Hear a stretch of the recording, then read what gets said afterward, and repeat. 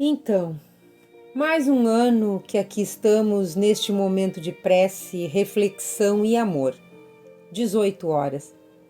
Que nosso grande Pai, nosso Deus misericordioso, nos conceda mais um ano de oportunidades, aprendizados, realizações, superações. 2025. Já se foi a pandemia, já se foi a enchente, já vencemos tantos desafios, tudo com a graça desse Pai. Que venha a nova era com mais amor, com mais paz. Mas nossa jornada por aqui continua. E hoje, para nossa reflexão, estamos com o livro Jesus no Lar, pelo espírito Néio Lúcio, na psicografia de Chico Xavier. No capítulo 38, com o título Argumento Justo, Néio Lúcio nos traz um momento entre os apóstolos muito comum entre nós, nos dias de hoje. Eles estavam na casa de Simão Pedro, e tendo Tadeu e André chegado da rua, atormentados e irritadiços, e ao se depararem com o mestre, falando da glória reservada aos bons, começaram a questionar até que ponto eram merecedores de tudo aquilo. Tadeu se diz portador de um coração indisciplinado e ingrato, e que no trato com o mundo não passa de um espírito renitente no mal, e se pergunta como trabalhar em favor da humanidade nestas condições. André diz que ao lado do mestre é uma ovelha obediente, mas que ao distanciar-se basta uma palavra insignificante de incompreensão para desarmar-lhe, reconhecendo-se incapaz de tolerar o insulto ou a pedrada, e se pergunta: será justo prosseguir ensinando aos outros a prática do bem, se vendo tão imperfeito e mau? Pedro pega a palavra e observa não passar de um mísero espírito endividado e inferior, se dizendo ser o pior de todos, espantando-se diante da coragem em abraçar os compromissos em nome do mestre, se dizendo frágil e com débitos enormes, e se pergunta: como servir aos princípios sublimes do reino se encontra-se insuficiente e incompleto? Tiago, por sua vez, reflete que conscientemente sabe o quão longe encontra-se da Boa Nova, verdadeiramente aplicada. Pensa no abismo que existe entre as dissertações de Jesus e as suas faltas. Afirma que tem momentos que se apavora com as desilusões que lhe acometem e se pergunta: serei na realidade um discípulo sincero? Não estarei enganando o próximo? E assim prosseguiram.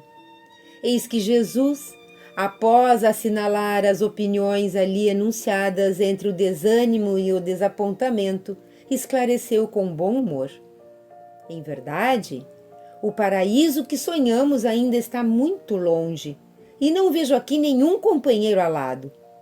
A meu parecer, os anjos na indumentária celeste ainda não encontram domicílio no chão áspero e escuro em que pisamos. Somos aprendizes do bem a caminho do Pai, e não devemos menoscabar a bendita oportunidade de crescer para Ele, no mesmo impulso da videira que se eleva para o céu, depois de nascer no obscuro seio da terra, alastrando-se compassiva, para transformar-se em vinho reconfortante, destinado à alegria de todos. No entanto, se vocês se declaram fracos, devedores, endurecidos e maus, e não são os primeiros a trabalhar para se fazerem fortes, redimidos, dedicados e bons em favor da obra geral de salvação, não me parece que os anjos devam descer da glória dos cismos para substituir-nos no campo de lições da terra. E Jesus termina dizendo: o remédio, antes de tudo, dirige-se ao doente, o ensino ao ignorante. De outro modo, penso que a boa nova de salvação se perderia por inadequada e inútil. E após uma sentida oração, com os discípulos mais envergonhados do que chorosos, Jesus coloca ponto final no assunto. Então, queridos irmãos, queridas irmãs, não parece nós, hoje, muitas vezes, a nos questionarmos sobre o merecimento em termos Jesus, o seu acalento, a sua força, o seu consolo? Nós, que somos indisciplinados e ingratos como Tadeu e ainda renitentes no mal? Nós, que quando não estamos na casa espírita, no trabalho evangélico ou em momentos de oração, quando estamos no trânsito em nossas casas, com nossos familiares às vezes difíceis, ou em nosso ambiente de trabalho, nos distanciamos tanto do Mestre como André, que somos incapazes também de tolerar ou de perdoar? Iguais a Pedro, percebendo a nossa fragilidade, os nossos enormes débitos da vida? Ou ainda, essencialmente, como Tiago, quando nos conscientizamos que ainda estamos tão distantes do comportamento ensinado por Jesus, da aplicação real da Boa Nova? Então, é para nós hoje que Jesus está dizendo: somos sim aprendizes do bem, a caminho do Pai, e não devemos menosprezar a oportunidade de aproveitar a existência terrena para crescer em direção a Ele no mesmo impulso da videira.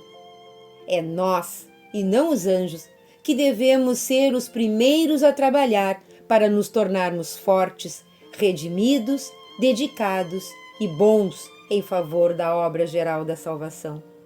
A Boa Nova é justamente adequada e útil para nós. Sigamos em frente, trabalhando em favor dos que nos cercam e a partir daí irradiando a favor da humanidade.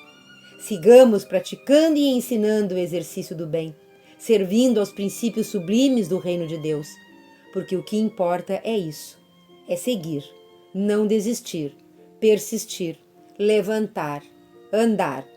O resto, Deus completa, Jesus impulsiona, a espiritualidade ajuda. Que a paz permaneça no coração de todos, que assim possa ser, que assim seja.